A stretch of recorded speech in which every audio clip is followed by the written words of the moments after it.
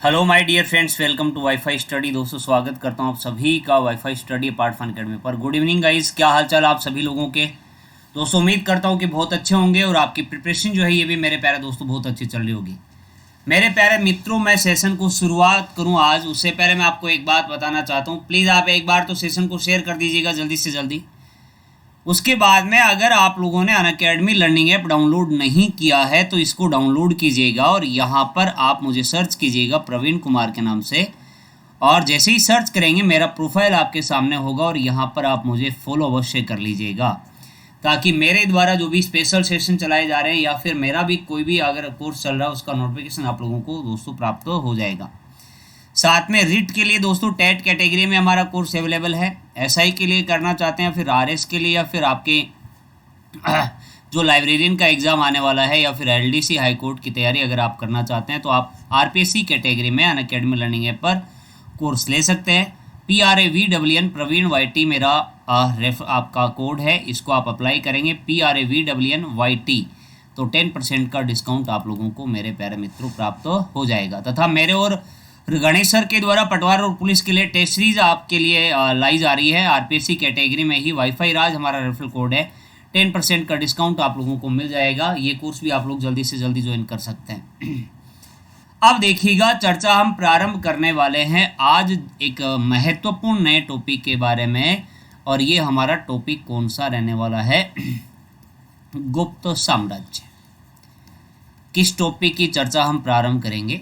गुप्त साम्राज्य के बारे में हम बात प्रारंभ करेंगे। मेरे प्यारे दोस्तों, बात अगर की जाएगी, हमने मौर्य साम्राज्य पढ़ा और मौर्य साम्राज्य में मैंने आपको ये बताया कि भारत की जो राजनीतिक एकता थी उसको स्थापित करने का कार्य सर्वप्रथम इतने बड़े स्तर के ऊपर स्थापित करने का कार्य मौर्य साम्राज्य के द्वारा किया गया। लेकिन अशोक के जो आपके भैरी घोष की नीति के स्थान पर जो पृष्ठभूद्रण की नीति जो उसके द्वारा अपनाई गई थी, उसके कारण धम घोष की नीति जो धम घोष की बात करूंगा मैं, पृष्ठभूद्रण की बात नहीं करेंगे, वो तो आगे आएगी। मतलब धम घोष की नीति जो अपनाई गई थी उसके बाद से धीरे धीरे मौर्य साम्राज्य का पतन प्रारंभ हो गया। और मौर्य साम्राज्य के पतन के बाद मेरे प्यारे दोस्तों आपके यहाँ पर 3 वंश जो आते हैं ये प्रभाव में आते हैं। गुप्तों की बात की जाए या फिर आपके नाग या फिर वाकाटक की बात अगर की जाएगी, लेकिन बीच के काल में जो आपके मौर्य और गुप्ता साम्राज्य है उसके बीच में मेरे प्यारे दोस्तों आपके यहाँ पर कुषाण वंश और सातवाहन वंश के द्वारा अपने राज्यों को स्थापित करने का कार्य किया गया, लेकिन वे केवल अपने क्षेत्रों तक सीमित रहे। लेकिन कालांतर में जो गुप्त साम्राज्य आता है, पूर्वी भारत की बात अगर हम करेंगे, एक काफ़ी बड़ा एम्पायर यहाँ पर अपने को देखने को मिलता है। काफ़ी महत्वपूर्ण शासक यहाँ पर हुए, जैसे समुद्रगुप्त जिनको विंसेंट स्मिथ के द्वारा भारत का नेपोलियन भी कहा गया। आपके आर्यावर्त और दक्षिणापथ, उत्तर भारत और दक्षिण भारत, और आपके जो सीमावर्ती प्रदेश आते हैं उनकी बात अगर हम करेंगे, मतलब आपके प्रत्यंत राज्य जो आते हैं उनके ऊपर भी समुद्रगुप्त का अधिकार अपने को देखने को मिलता है। तो इस प्रकार से एक बड़ा काफ़ी महत्वपूर्ण साम्राज्य स्थापित हुआ। इस गुप्त साम्राज्य में आपके चंद्रगुप्त फर्स्ट, समुद्रगुप्त, आपके चंद्रगुप्त द्वितीय, विक्रमादित्य, कुमारगुप्त, स्कंदगुप्त आदि जैसे महत्वपूर्ण शासक हुए हैं। काफ़ी इंपॉर्टेंट हमारे एग्जाम के दृष्टिकोण से पुलिस और पटवार के लेवल की बात अगर हम करें, ये इंपॉर्टेंट टॉपिक है, यहाँ से आपसे प्रश्न पूछा जा सकता है। तो आइए हम शुरुआत करते हैं इसकी। गुप्त साम्राज्य की बात अगर हम करें, मैंने आपको ये बताया कि मौर्य वंश जो था, इस मौर्य वंश का क्या हो गया मेरे प्यारे दोस्तों, आपके पतन प्रारंभ हो गया। तो इसके पतन के बाद में मैंने आपको ये बताया, एक तो आपका सातवाहन वंश, सातवाहन की अगर बात करेंगे, और एक आपका दोस्तों कौन सा आता है, कुषाण वंश। ये दोनों प्रभाव में आए, लेकिन ये अपने क्षेत्रों तक सीमित रहे, अपने क्षेत्रों तक ये सीमित रहे। अर्थात मौर्य साम्राज्य की तरह एक विशाल भारत में, मतलब एक बड़ा साम्राज्य, या फिर मैं यूं कह दूं कि भारत को एक राजनीतिक एकता जो मौर्य साम्राज्य में मिली थी वो आपके यहाँ पर सातवाहन और कुषाण वंश में हमें देखने को नहीं मिलती है। केवल उत्तर और दक्षिण भारत में अपने अपने क्षेत्रों तक ही सीमित रहते हैं। अब क्या होता है, जब ये अपने क्षेत्रों तक सीमित रहे तो मेरे प्यारे दोस्तों पूर्वी भारत वाले क्षेत्र की बात आती है और पूर्वी भारत में आपका उदय होता है किनका, गुप्त साम्राज्य का। और इसी प्रकार आपके पश्चिम भारत की अगर हम चर्चा करते हैं, नागवंश का उदय होता है और आपके दक्कन वाले क्षेत्र में वाकाटक राज्य जो था उनका उदय अपने को देखने को मिलता है। लेकिन अपने लिए महत्वपूर्ण, अपने एग्जाम के दृष्टिकोण से महत्वपूर्ण गुप्त साम्राज्य है, इसीलिए हमें इस गुप्त साम्राज्य के बारे में ही चर्चा यहाँ पर प्रारंभ करनी है। अब देखिएगा, जिस प्रकार मैंने जब आपके मौर्य साम्राज्य आपको पढ़ाया, तब मौर्य साम्राज्य में हमने जैन ग्रंथ, बौद्ध ग्रंथ, ब्राह्मण साहित्य, यूनानी साहित्य की बात की और उस साहित्य के अनुसार और कुछ विद्वानों के अनुसार भी, जैसे वृषल शब्द के प्रयोग की बात हमने की थी, मुद्रा राक्षस में वृषल मतलब निम्न कुल का बताया गया था। इस प्रकार गुप्तों के लिए भी अलग अलग मत हमें देखने को मिलते हैं। जैसे बात अगर की जाएगी मेरे प्यारे दोस्तों, अगर हम यहाँ पर चर्चा करें, एक मिनट रुकिएगा बस।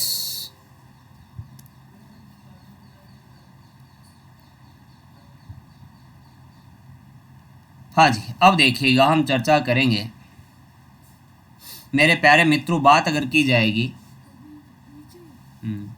हाँ जी, हम चर्चा यहाँ पर कर रहे हैं। अभी मैं आपको बता रहा था कि इनकी जाति की बात जो आती है उसके बारे में। एक मिनट में इसको थोड़ा सा इरेज कर देता हूँ और ये लीजिएगा, अभी मामला आपका सेट कर दिया जाएगा। हाँ जी, ये लो साहब।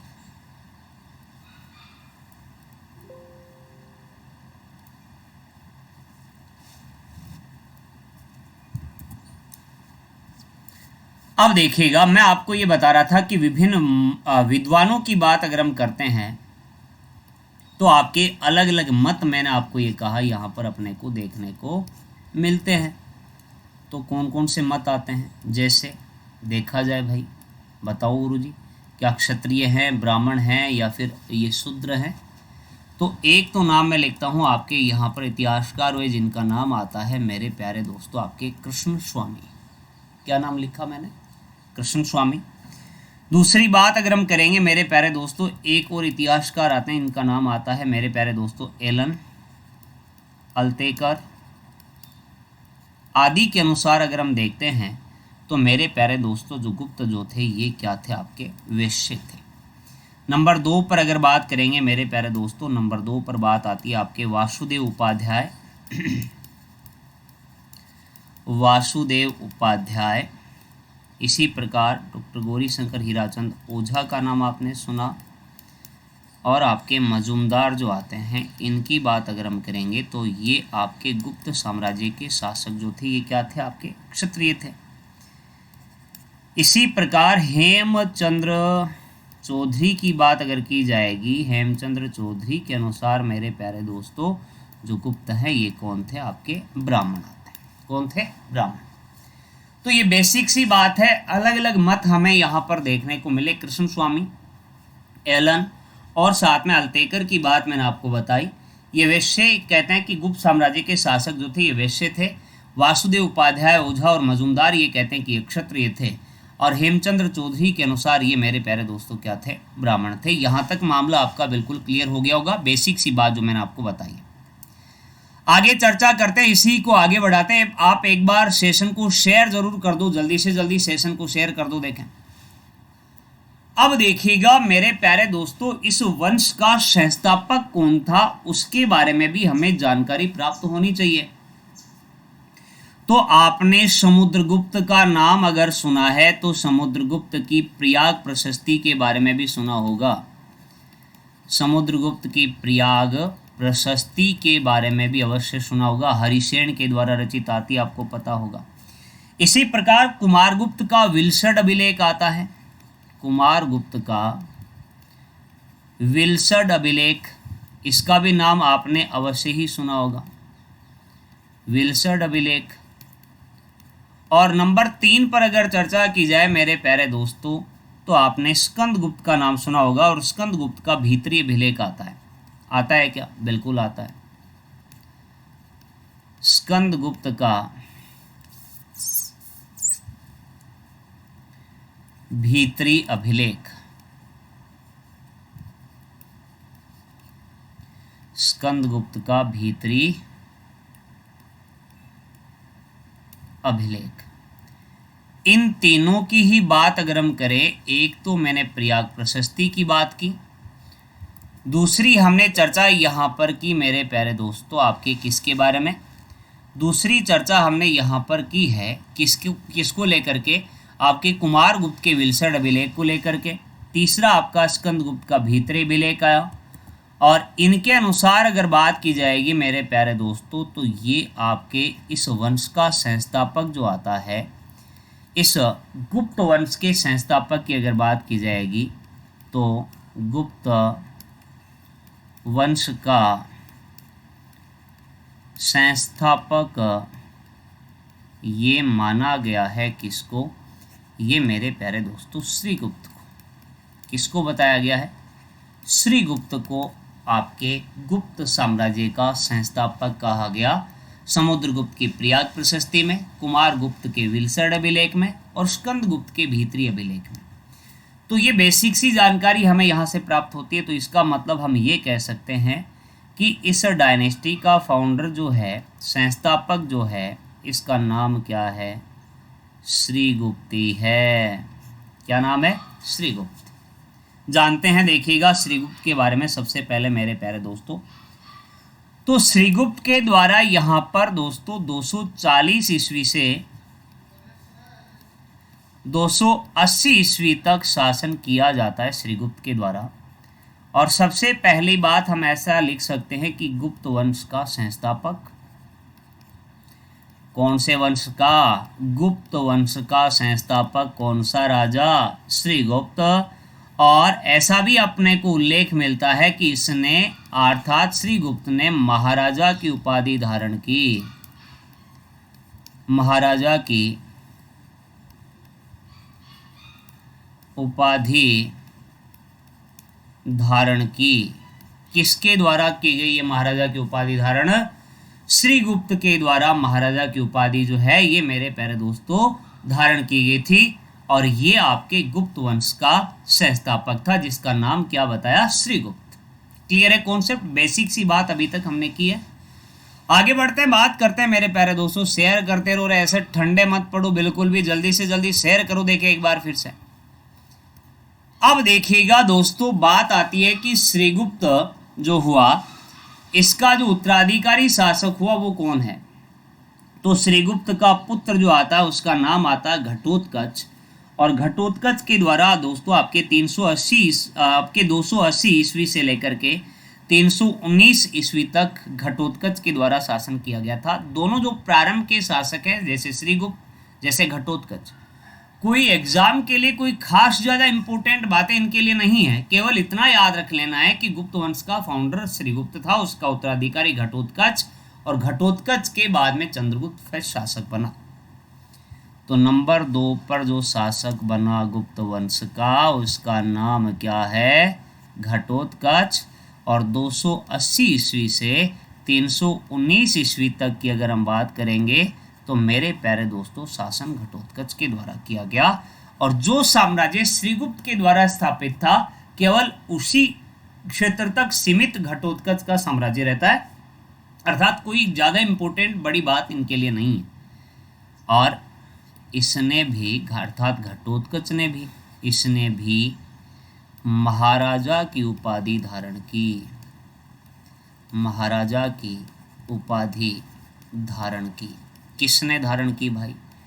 ये मेरे प्यारे दोस्तों घटोत्कच की बात कर रहे हैं। तो सर इंपॉर्टेंट क्या है फिर गुप्त साम्राज्य में? मेरे प्यारे मित्रों, बात अगर की जाएगी चंद्रगुप्त फर्स्ट, समुद्रगुप्त, चंद्रगुप्त द्वितीय, विक्रमादित्य और आपके कुमार गुप्त, स्कंदगुप्त आदि जो शासक हुए, ये एग्जाम के दृष्टिकोण से बड़े ही महत्वपूर्ण हैं। और इनसे रिलेटेड प्रश्न आपसे एग्जाम में पूछे जाते हैं, चाहे पुलिस की बात करें चाहे पटवारी की बात करें। समझ लो ना आप मेरी बात? तो किस प्रकार से प्रश्न पूछा जाएगा ये साथ साथ में मैं आपको बताता चलूंगा, ताकि आपको आइडिया लगेगा कि किस प्रकार से प्रश्न आपसे पूछा जा सकता है। अब देखिएगा, पहला महत्वपूर्ण शासक जो यहाँ पर आएगा वो कौन आएगा? ये मेरे प्यारे दोस्तों आपका आएगा चंद्रगुप्त फर्स्ट। लिख देता हूँ, हेडिंग लगा देता हूँ मैं, चंद्रगुप्त फर्स्ट। और चंद्रगुप्त फर्स्ट के द्वारा 319 से लेकर के 335 तक की अगर हम बात करेंगे, 335 ईस्वी तक की अगर बात की जाएगी मेरे प्यारे दोस्तों, आपके यहाँ पर जो है चंद्रगुप्त फर्स्ट के द्वारा शासन किया गया। 319 320 लिखा जाता है इसके लिए। अब क्या इनके पिताजी जिनका नाम घटोत्कच है, महाराजा की उपाधि ली। इनके दादाजी जिनका नाम हम यूँ कहें श्रीगुप्त, जो आपके इस वंश के संस्थापक आते हैं, उन्होंने भी महाराजा की उपाधि ली। तो कुछ तो अलग करना चाहेंगे, बिल्कुल करना चाहेंगे। तो मेरे प्यारे दोस्तों, चंद्रगुप्त फर्स्ट जो है इसके द्वारा उपाधि धारण की जाती है महाराजा धीराज की। तो मैं लिख देता हूं, चंद्रगुप्त फर्स्ट ने महाराजा धीराज की उपाधि धारण की। महाराजा धीराज की उपाधि धारण की। किसने धारण की भाई? चंद्रगुप्त फर्स्ट के द्वारा मेरे प्यारे दोस्तों महाराजा धीराज की उपाधि जो है ये मेरे प्यारे दोस्तों धारण की जाती है। दूसरी इंपॉर्टेंट बात अगर की जाएगी, मैंने आपको ये कहा कि श्रीगुप्त तो संस्थापक हैं, इन्होंने अपने साम्राज्य का विस्तार किया चंद्रगुप्त फर्स्ट ने, और एक शक्तिशाली राज्य के रूप में, अर्थात शक्तिशाली राज्य के रूप में अपने आप को स्थापित करवाने का कार्य किया। इसीलिए चंद्रगुप्त फर्स्ट को गुप्त वंश का वास्तविक संस्थापक कहा जाता है। मैंने ये कहा कि चंद्रगुप्त फर्स्ट ने गुप्त साम्राज्य को एक शक्तिशाली साम्राज्य के रूप में स्थापित किया था, इसीलिए इनको चंद्रगुप्त फर्स्ट को इस साम्राज्य का वास्तविक संस्थापक कहते हैं। तो हम यहाँ पर लिख सकते हैं इन्हें, अरे यार आज नेटवर्क में कुछ इश्यू आ रहा है जिसकी वजह से ये प्रॉब्लम हो रही है बार बार। यार देखते हैं क्लियर होता है क्या। बिल्कुल प्रयास निरंतर जारी है। तो हम यहाँ पर लिख रहे हैं चंद्रगुप्त को, ये बड़ी प्रॉब्लम हो रही है आज तो, चंद्रगुप्त फर्स्ट को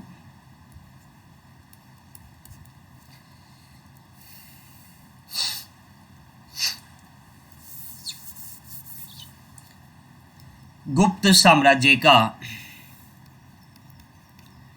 चंद्रगुप्त फर्स्ट को गुप्त साम्राज्य का वास्तविक संस्थापक माना जाता है। वास्तविक संस्थापक माना जाता है। किसको माना जाता है मेरे प्यारे दोस्तों? हम ये कह रहे हैं कि गुप्त वंश के संस्थापक चंद्रगुप्त फर्स्ट को गुप्त साम्राज्य का वास्तविक संस्थापक माना जाता है, क्योंकि इन्होंने एक समृद्ध शक्तिशाली गुप्त साम्राज्य को स्थापित करने का प्रयास इन्होंने सर्वप्रथम किया। एक बात और, इन्होंने अपने राज्याभिषेक के समय की अगर बात की जाएगी, 319 320 ईस्वी की बात अगर हम करेंगे, तो मेरे प्यारे दोस्तों गुप्त संवत की शुरुआत जो है ये चंद्रगुप्त फर्स्ट के द्वारा की गई थी। तो मैंने यहाँ पर लिखा इन्होंने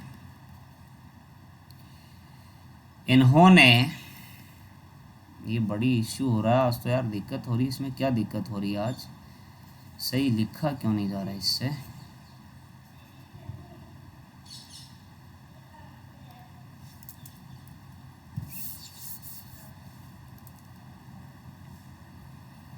इन्होंने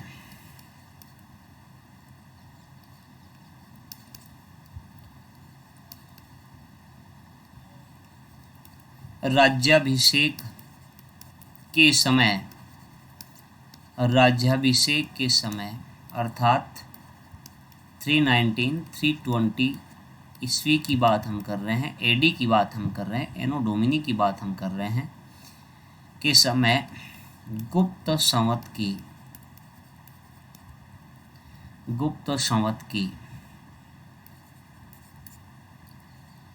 शुरुआत की। कौन से संवत की शुरुआत की? गुप्त वंश की या गुप्त संवत जो आती है इसकी शुरुआत जो है ये मेरे प्यारे दोस्तों की जाती है। किसके द्वारा की जाती है? चंद्रगुप्त फर्स्ट के द्वारा की जाती है। तो ये महत्वपूर्ण बातें एक बार हम फिर से एक बार रिवीजन कर लेते हैं जो कुछ भी हमने पढ़ा अभी तक। मैंने ये कहा कि मौर्य साम्राज्य एक ऐसा भारत का पहला साम्राज्य हम मान सकते हैं जिसके द्वारा मेरे प्यारे दोस्तों भारत को एक राजनीतिक एकता के रूप में स्थापित करने का प्रयास किया गया था। लेकिन मौर्य साम्राज्य के पतन के बाद में सातवाहन और कुषाण वंश आपके यहाँ पर हुए, लेकिन ये दोनों केवल अपने क्षेत्रों तक सीमित रहे। इसीलिए पूर्वी भारत में बाद में एक महत्वपूर्ण राजवंश का उदय हुआ जिसका नाम आता है श्रीगुप्त। जो गुप्त यहाँ के शासक जो हुए उनकी जाति को लेकर के अगर बात की जाएगी तो कृष्ण स्वामी एलन अल्तेकर की बात अगर हम करेंगे, इनके अनुसार ये वैश्य थे। वासुदेव उपाध्याय ओझा और मजूमदार के अनुसार ये मेरे प्यारे दोस्तों क्षत्रिय आते हैं, जबकि हेमचंद्र चौधरी के अनुसार इनको ब्राह्मण माना गया। समुद्रगुप्त की प्रयाग प्रशस्ति, कुमारगुप्त का वेलसर अभिलेख और स्कंदगुप्त का जो भीतरी अभिलेख आता है उसमें गुप्त वंश का संस्थापक फाउंडर श्रीगुप्त को कहा गया है। तो ध्यान में रखिएगा, एक प्रश्न तो सीधा सीधा बन सकता है कि गुप्त वंश का संस्थापक जो आता है ये कौन हुआ, तब आपका नाम आंसर आएगा श्रीगुप्त। महाराजा का टाइटल लिया गया और महाराजा का टाइटल ही इसके उत्तराधिकारी घटोत्कच के द्वारा धारण किया गया, जबकि चंद्रगुप्त फर्स्ट जो बाद के आपके शासक आते हैं, महाराजा धीराज की उपाधि जो है ये मेरे प्यारे दोस्तों चंद्रगुप्त फर्स्ट के द्वारा धारण की गई थी। और चंद्रगुप्त फर्स्ट को ही गुप्त साम्राज्य का वास्तविक संस्थापक जो है ये मेरे प्यारे दोस्तों माना जाता है। इन्होंने राज्याभिषेक के समय मेरे प्यारे दोस्तों आपके गुप्त संवत की शुरुआत की थी। काफ़ी बड़ी इंपॉर्टेंट आपके लेवल पर अगर बात पूछी जा सकती है, बहुत बार पूछी भी जा चुकी है और बहुत बार इसको पूछा भी मतलब जा चुका है, तो जा भी सकता है। पुलिस और पटवार के संदर्भ में अगर हम देखते हैं तो यहाँ तक मामला आपका बिल्कुल क्लियर हो गया होगा, किसी भी प्रकार की कोई दिक्कत आपको नहीं होगी। आगे बढ़ते बात करते हैं मेरे प्यारे दोस्तों चंद्रगुप्त फर्स्ट से रिलेटेड और इम्पोर्टेंट बातें जो आती हैं उनके बारे में। तो चंद्रगुप्त फर्स्ट ने लिच्छवी राजकुमारी, लिच्छवी वंश जो था, लिच्छवी राजकुमारी, यार ये इसमें आज दिक्कत ही हो रही है थोड़ी सी, एक मिनट में देखता हूँ, सेट होता तो ठीक है, नहीं तो फिर कल इसमें मामला सेट करके पढ़ाएंगे आपको। लिच्छवी राजकुमारी कुमार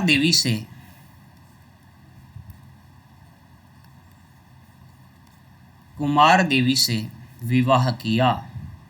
किसने किया विवाह, ये हम बात कर रहे हैं मेरे प्यारे दोस्तों आपके चंद्रगुप्त फर्स्ट के द्वारा लिच्छवी वंश की राजकुमारी जो आती है कुमार देवी, उसके साथ में चंद्रगुप्त फर्स्ट के द्वारा शादी की गई थी और इसी के नाम के चंद्रगुप्त कुमार देवी नाम के सिक्के भी प्रचलित किए गए थे।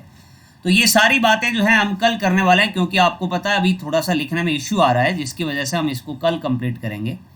उम्मीद करूंगा दोस्तों सेशन आप लोगों को अच्छा लगा होगा। लाइक जरूर कर दीजिएगा, इसको ज़्यादा से ज़्यादा शेयर कर दीजिएगा और चैनल पे नए हो, आपने अभी तक चैनल को सब्सक्राइब नहीं किया है तो वो भी कर लीजिएगा। बाकी की बात हम कल करेंगे, तब तक के लिए bye bye and take care. Thank you so much guys, love you, thank you.